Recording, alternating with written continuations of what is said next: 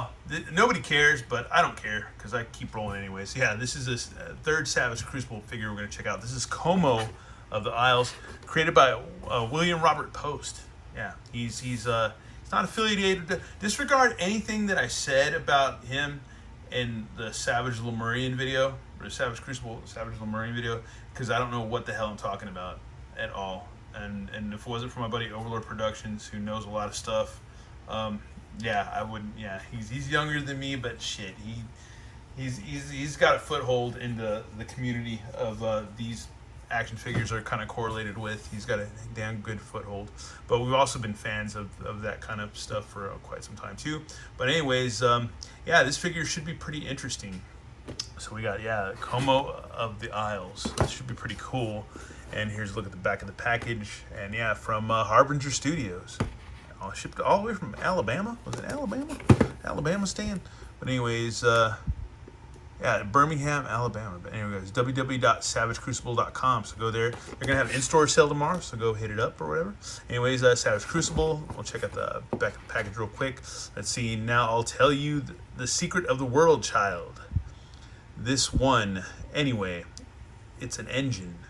No one knows who built it, but it moves things. It moves people from where and when they belong to here. Even the oldest people, the longest, stretching generations, they were brought here once to melt, to be forged, or else perish. It's a savage world of a million stories. We call it the Crucible. Savage Crucible. And okay, here we go. We got some more stuff to read, some more lore to read, and here we have our figure, Como of the Isles, which is interesting because my buddy Overlord told me that Nikki Nicole Customs, who does a lot of Savage, not Savage, but does a lot of Mythic Legions customs, actually painted the body of this figure, but he didn't tell me who painted it. I think it was another guy who painted all the accessories and the armor and stuff, but Nikki Nicole Customs painted the freaking, the body pretty much. So that's freaking cool, man. That's freaking awesome. Because she does outstanding work as far as like customs that go for like Mythic Legions and stuff like that. Anyways, here we go. Before the Atlantean purges that drowned Lemuria in oceans of its spawn's blood, the Atlantean blood prince himself, Valus, son of cruel King Luk, eloped with Yana, one of the palace handmaids, and fled with her across the seas. When the escaped parents were cornered and killed, it was to be the end to both a royal line and this half-Atlantean abomination. But their child survived. Hidden away at the home of a Lemurian family of pearl fishers, Como grew up a serf in the volcanic isles of the Lemurian fiefdoms, subject to the whims of Lemurian warlords, Atlantean invaders, and culling raids from both. He grew up differently and shunned. Eventually, he was driven from his home and family when his partially human nature began to show. Since then, he has wandered the Crucible, and an outcast to some, a horror to others, alone and misunderstood by all but a few. To survive, he has been a reaver, a plunderer, well, like Conan, man. That's freaking cool. A monster hunter, skilled in killing beings he feels more kinship with than the men who pay him for the task. So he's like a merc or whatever. He has lost belief and hope, but not the capacity for them.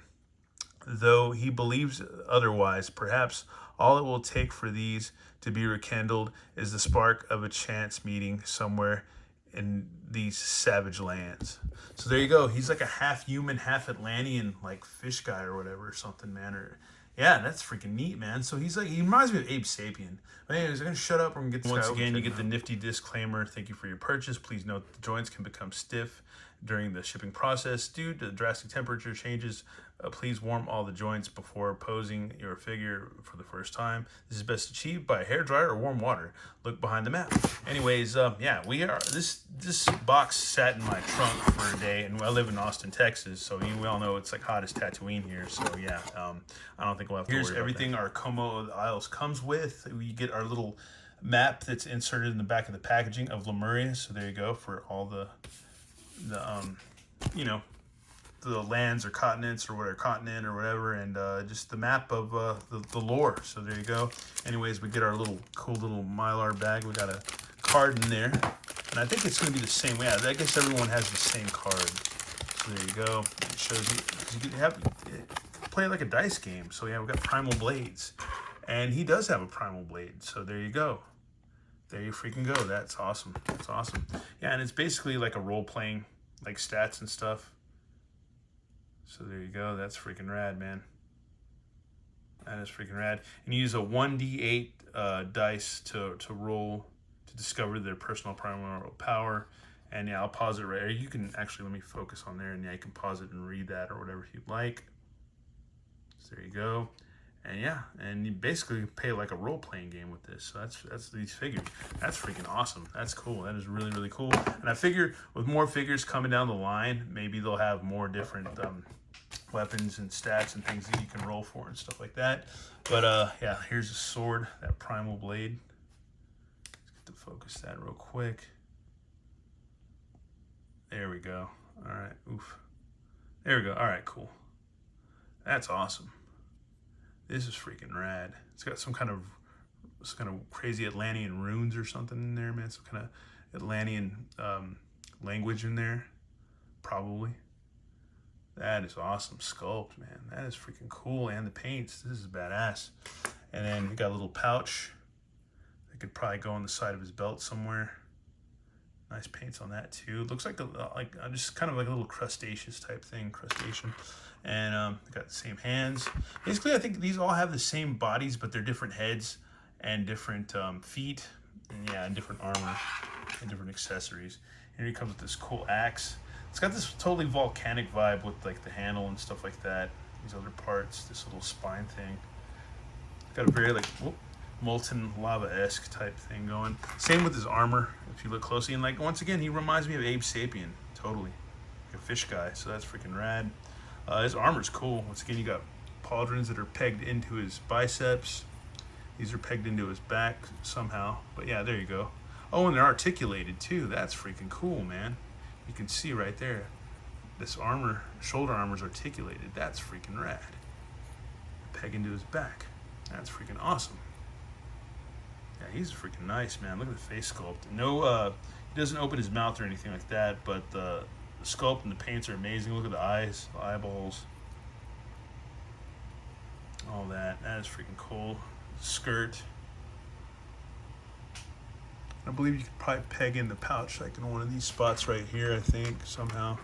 You'd probably have to heat it up to do it, to be honest with you. Or actually, no, I can manhandle it in there. Oh, I got it to go in, so that's cool. There you go.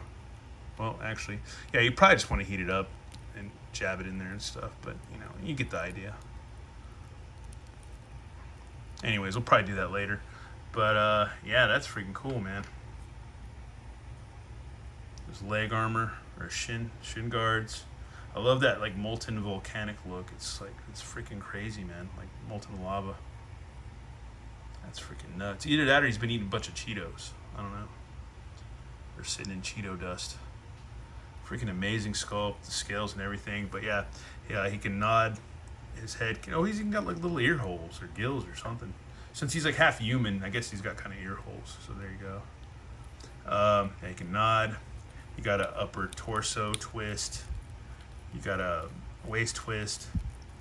You got shoulders, go all the way around. And then you got a bicep. And then we have these hidden cuts with the elbows that are rad. And then you also swivel too, so there you go. And then you have I have the power hinge on his hand, so that's freaking awesome for weapon holding and swivel. So there you go. You can do really good splitsies. You got an upper thigh cut, swivel. Then you got double knees that are detented.